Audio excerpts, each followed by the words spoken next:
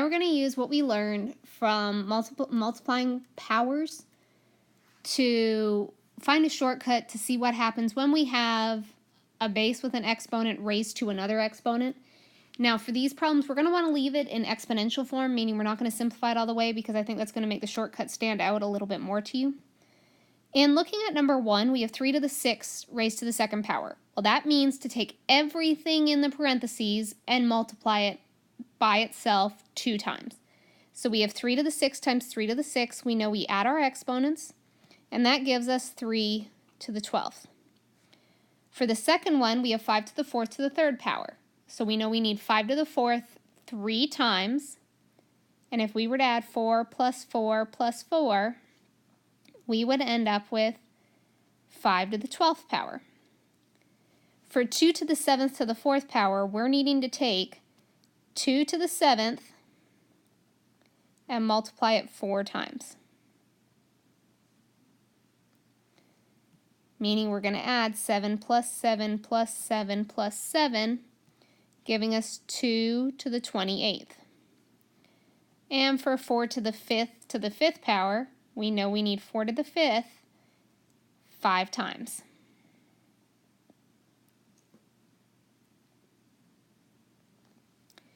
And if we add 5 plus 5 plus 5 plus 5 plus 5, we end up with 4 to the 25th power.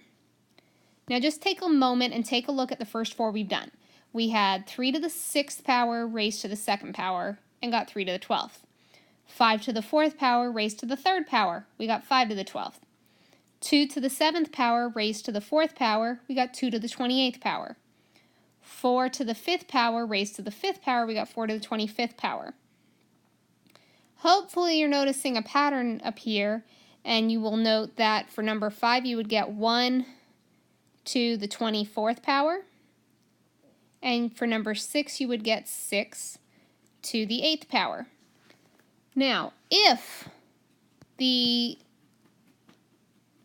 rule, the shortcut, hasn't appeared to you yet, hopefully these questions are going to make it even more apparent. So looking at what do you notice about the 2 exponents in the original expression as compared to the value of the exponent in the final expression? Well, what did we do? We distributed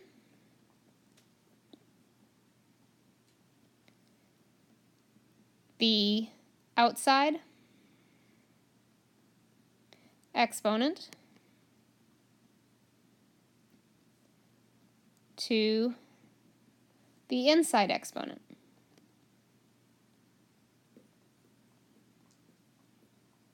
And what operation allows us to go from the original 2 to the final one?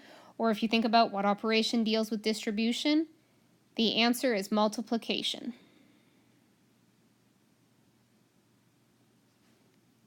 So the rule for simplifying a power to a power is simply to multiply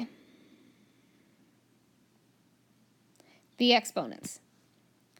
Now, notice that for these examples, we're asked to simplify completely, meaning we're not going to write it in exponential form. We are going to write it in simplified form. So we have 2 to the 2 to the 3rd. Well, we know we're going to have to multiply the exponents 2 times 3, and that's going to equal 6. So we have 2 to the 6th, and if we actually solve out what 2 to the 6th is, we would get 64. Looking at c to the 5th to the 4th power, we would have 5 times 4, which would equal 20. And therefore our answer would be c to the 20th, because we can't simplify that. We don't know what the value of c is. For number 3, all we're asked to do on number 3 is distribute the exponent. So we would say 3 squared times a squared, which happens to give us 9a squared. Now, look at 4 and 5. They're very similar, and yet there's a distinct difference. The biggest difference on 4 and 5 is the thing that students mess up on the most, and that's the fact that on 4, the negative is not included in the exponent, and on 5, the negative is included on the exponent. What number 5 means is -5 times -5. Notice that we could also think of it as we distributed the squared to the negative, and we distributed the squared to the 5. And that's how we get a positive answer of 25. For number 4, what it means is negative times 5 squared, or negative times 5 times 5. And if you don't like think of it as negative, think of it as -1. So in this case, the negative is not impacted by the exponent, so our answer would be -25. These two are important ones to pay attention to. For number 6, the same thing. We'll notice that -4 squared means -4 times -4, which is 16, times 3 squared, -3 squared, the negative is not included, so we end up with times -9, and that's how we get a final answer of -144.